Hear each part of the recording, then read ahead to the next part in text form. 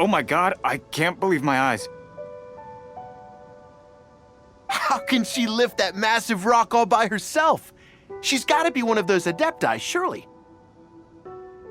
Oh, mighty Adeptus, please give me your blessing so that in the coming year I may reap a more bountiful salary. This is top tier in size and quality, and the condition it's in is quite simply immaculate. Congratulations! This item is approved for submission. I'm going to award you full marks for the Sunset Vermilionite item. May I take your name?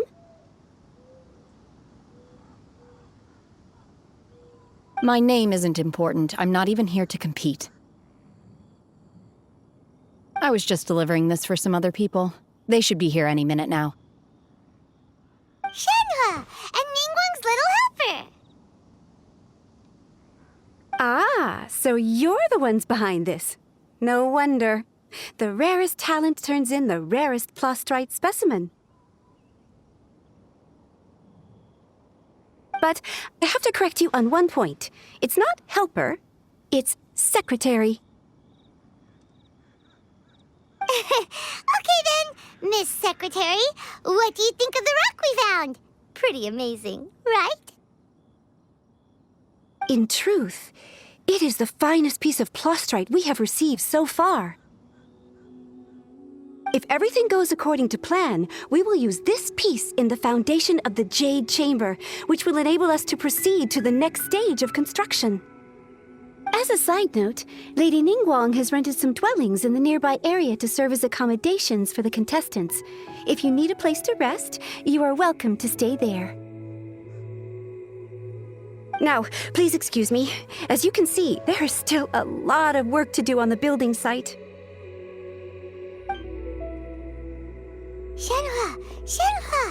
Just now on the way over, pretty much everyone was singing your praises!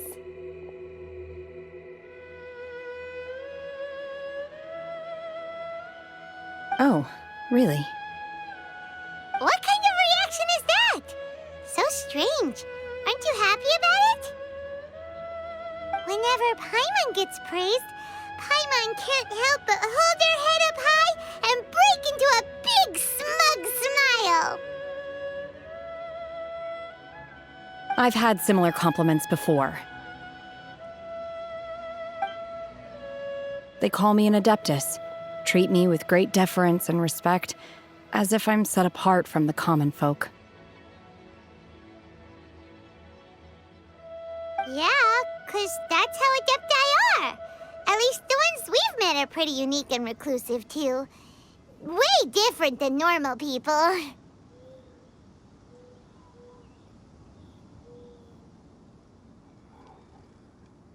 But I am not...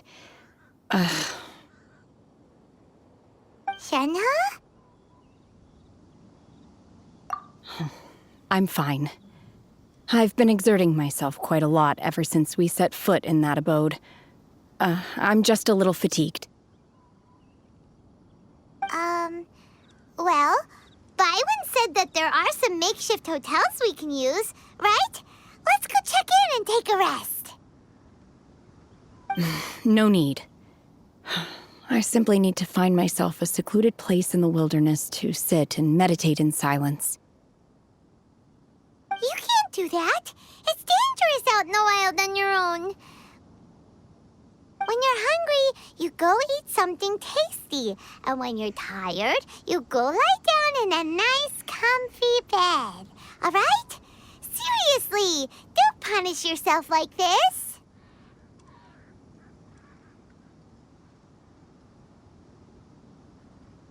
Okay. If you insist. Great! Now we're talking. Let's head to our hotel.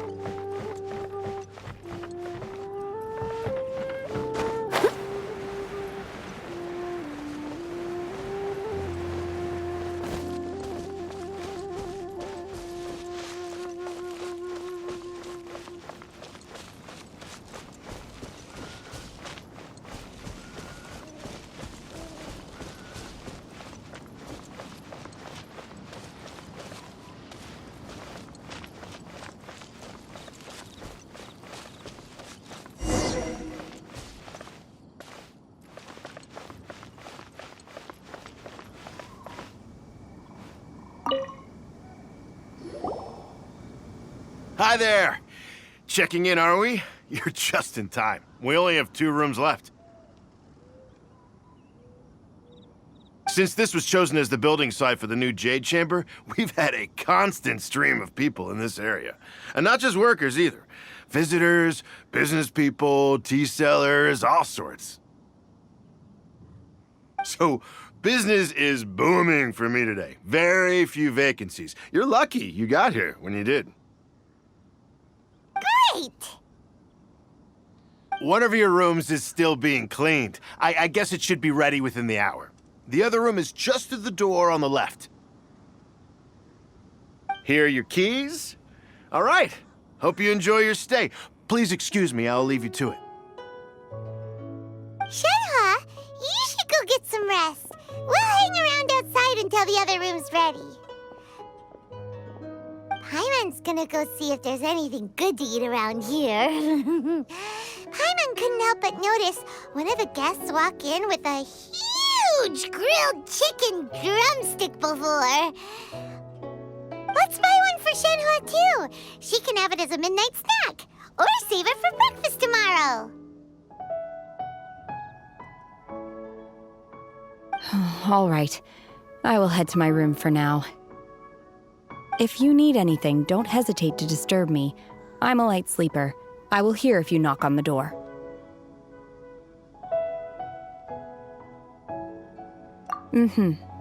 See you tomorrow.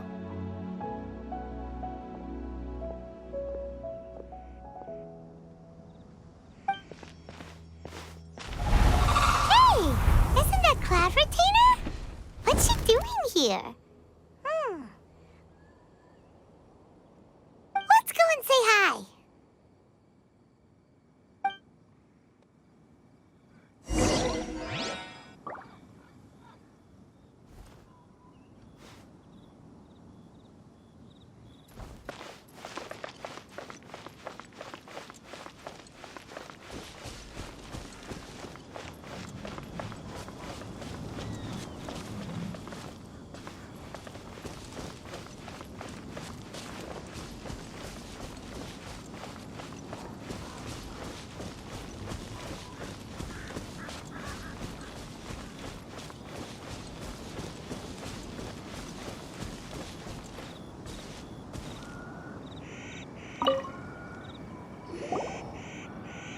One trusts you have met Shen-He. So, are you getting along quite well? So far, so good. Yeah. So, you know Shenhua Two-Cloud Retainer? Naturally. Save for Ganyu, who spends the majority of her time in Liyue Harbor. All the Adepti living today are acquainted with Shen-He to some degree. Cool.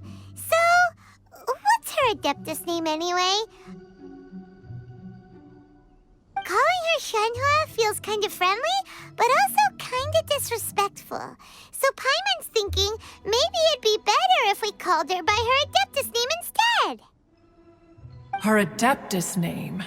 Why, pray tell, would Shen-He have an Adeptus name? Don't all Adepti have a special title they go by? On this latter point, you are correct. However, Shen-He is human. Oh, right. Wait, what?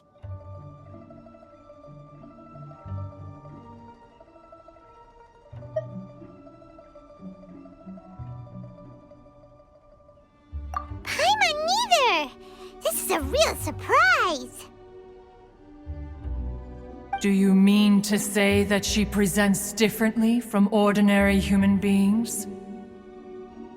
Well, to start with, her problem-solving methods are extremely direct. Ah, yes. She was like this all those years ago when one first met her. In this respect, she has not changed. One first found Shen-He by chance in a cave. One was passing by and sensed the presence of a god's remains. Being of an ever-vigilant disposition, one entered immediately to inspect the scene. Inside was Shen-He, then aged around 6 years old. In her hand, she held a dagger with which she was confronting a monster that was the god's remains incarnate. That sounds so dangerous. When one arrived, she had already been locked in confrontation with this monster for several days. Most mortal children are fragile, both physically and mentally, and are highly reliant on their parents for survival. But not so her.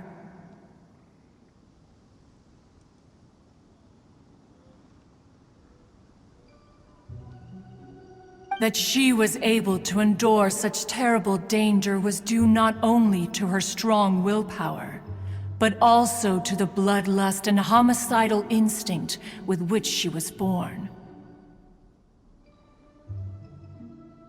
One dealt with the monster, yet she still refused to lower her guard. She even pointed her dagger in one's direction and remained ready to strike. Only after she was satisfied that one had no intention to cause her harm did she finally relent. She then passed out without uttering a single word. In other words, if you hadn't passed by that day, Shenhua might have... Not necessarily. Upon one's arrival, one could sense that the god's wrath was gradually receding. Even had the stalemate continued, one suspects that Shen-He may have still emerged the victor of the confrontation. That's still so dangerous, though! Why was a tiny little kid battling against the wrath of a god in the first place?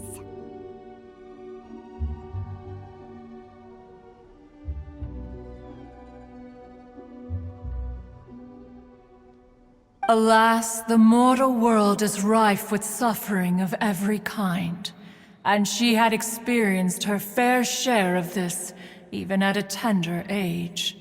Seeing that she was homeless, one decided to adopt her.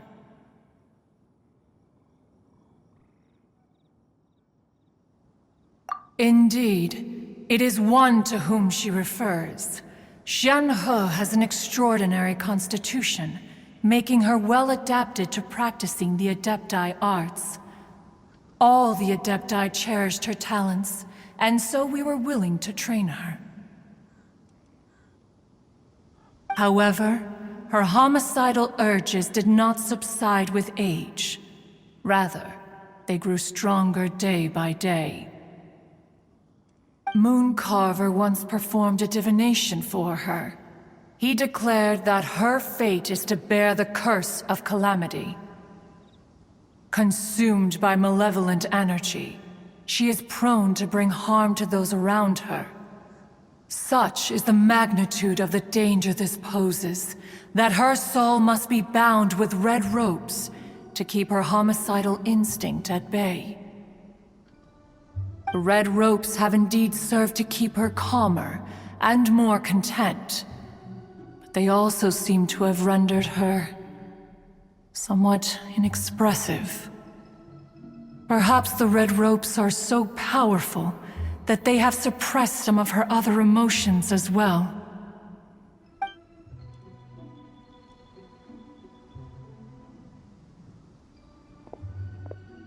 It is only by fate that people's paths may cross.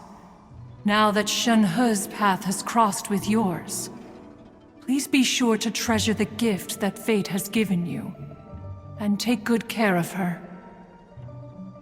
Oh, now Paimon gets it. You came out here to check up on Shen-He because you were worried about her, didn't you? Huh.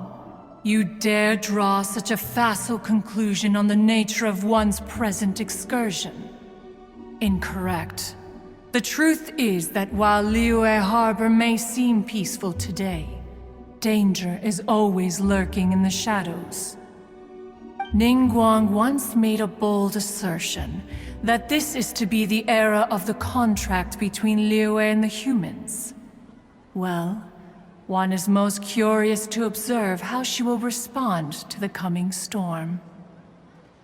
If she handles it admirably, one is willing to be a witness to her achievements. But if she does not, the Adepti shall not hesitate to seize control. Let us conclude our conversation here for today. One has occupied enough of your time, and night is approaching. Be sure to get ample rest.